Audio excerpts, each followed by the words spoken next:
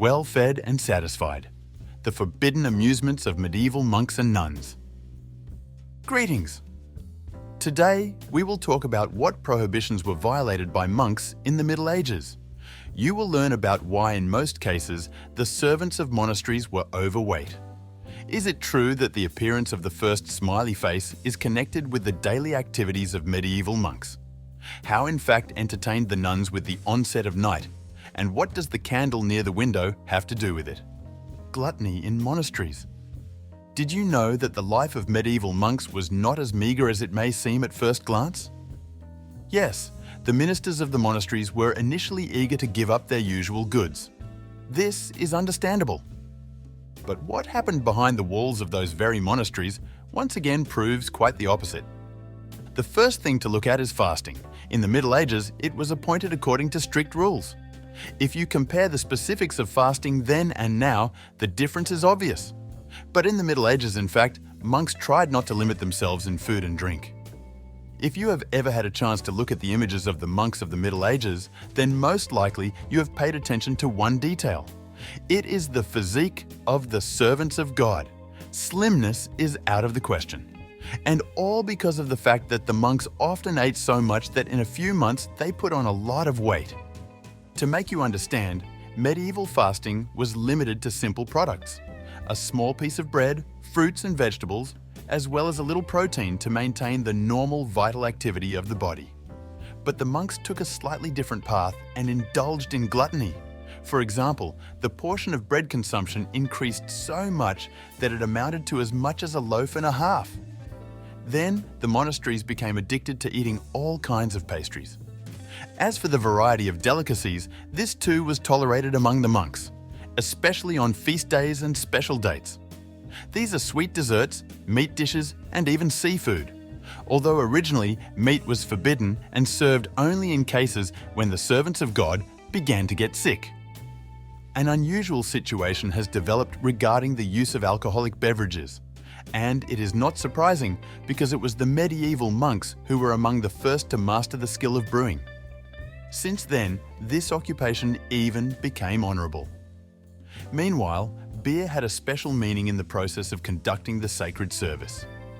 In addition, it was considered a means of dulling hunger. Unfortunately, even in this case, monks often did not know the measure and therefore got drunk to the fullest. That is why there were jokes about drunkenness among the clergy.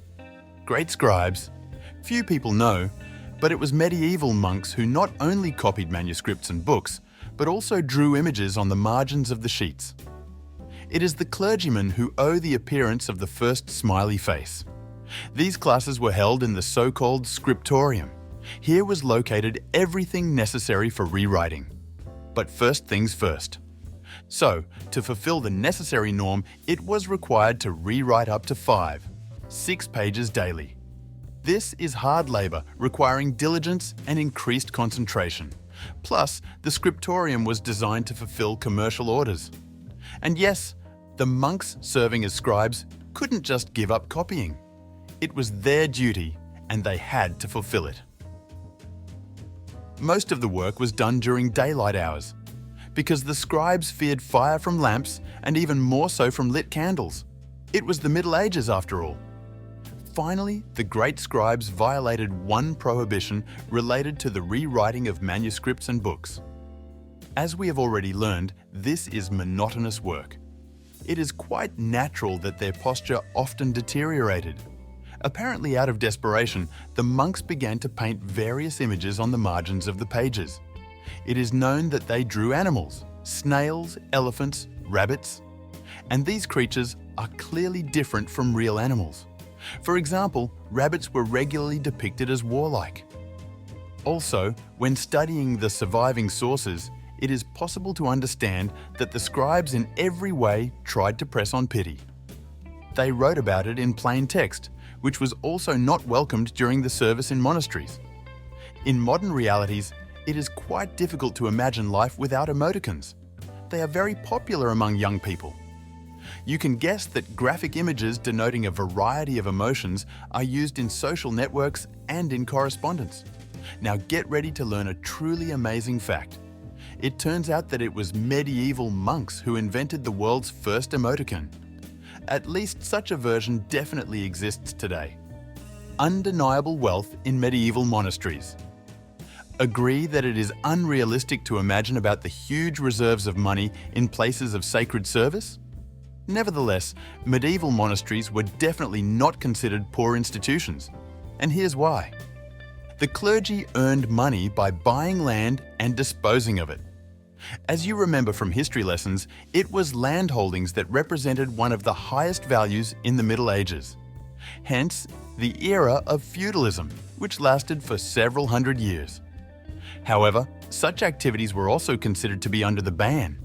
This is explained by the fact that each monk initially took a vow of poverty. In other words, the person completely gave up physical property. But as a result, monasteries had huge sums of money, which they disposed of at their discretion. Extramarital sex with nuns.